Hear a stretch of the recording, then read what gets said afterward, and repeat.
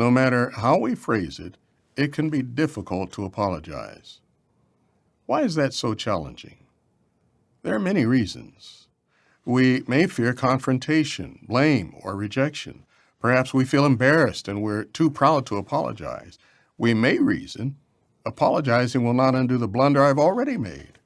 So this is what we know from the Scriptures and from our own experience as well about how the light gets brighter in modern times. It comes about by means of the Holy Spirit. Through his channel of the faithful and discreet slave, he reveals it gradually and at a time that it is needed. Well, knowing this, then, we are not embarrassed about adjustments that are made, nor is an apology needed for not getting it exactly right previously. We understand this is how Jehovah operates. He reveals matters gradually when it is needed. And also, the governing body is neither inspired nor infallible, and so it can err in doctrinal matters or in organizational direction. The brothers do the best they can with what they have and what they understand at the time, but are happy if Jehovah sees fit to clarify matters, and then that can be shared with the brotherhood. And when that happens, we understand it's because it's Jehovah's time for that to happen, and we eagerly accept that.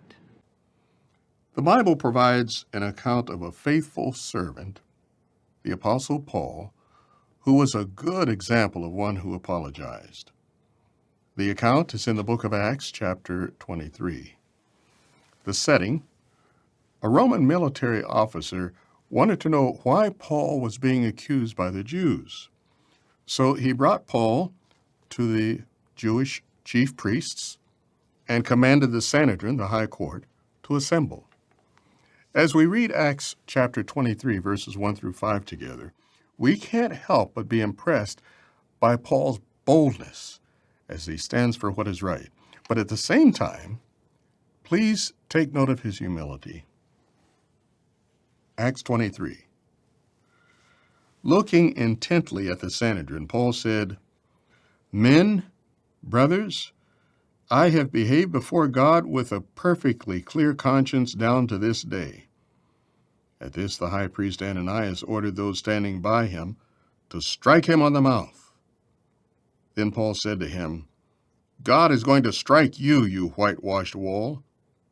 Do you sit to judge me according to the law, and at the same time violate the law by commanding me to be struck?"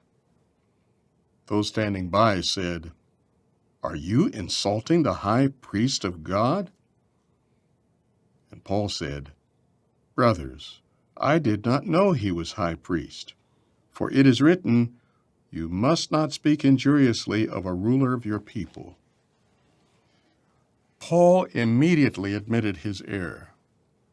What he had said, that the one appointed as judge should not resort to violence, was right. Yet he apologized. Let's think about this for a moment. Jeffrey Windeer, member of the governing body of Jehovah's Witnesses, admits that they are not inspired nor infallible and are capable of making errors in doctrinal matters and in organizational direction, affecting the lives of over 8 million witnesses around the world. Yet, he sees no need to apologize for any of those mistakes. Why? He claims this is because it is Jehovah that reveals matters to them gradually. But this answer only focuses on the adjustment, not on the error. It conveniently leaves out the fact that when the governing body previously made claims in God's name, they did so presumptuously, without his authorization. On the other hand, we have an inspired apostle who, while being dealt with unjustly, apologized for censoring the man that wrongly struck him. Paul received revelations directly from Christ and the Holy Spirit. Did he have to make adjustments in anything he wrote in his letters to the congregations? No. If Winder is not embarrassed for proclamations made by men in the name of God when God was not speaking to them, he should be. Actually, he should be in fear because God has already revealed how he feels about those who falsely claim to represent him. If any prophet presumptuously speaks a word in my name that I did not command him to speak or speaks in the name of other gods, that prophet must die. Deuteronomy 1820. Yes, the governing body does owe those affected by their doctrinal and organizational errors an apology. But above all, they owe God an apology for misrepresenting Him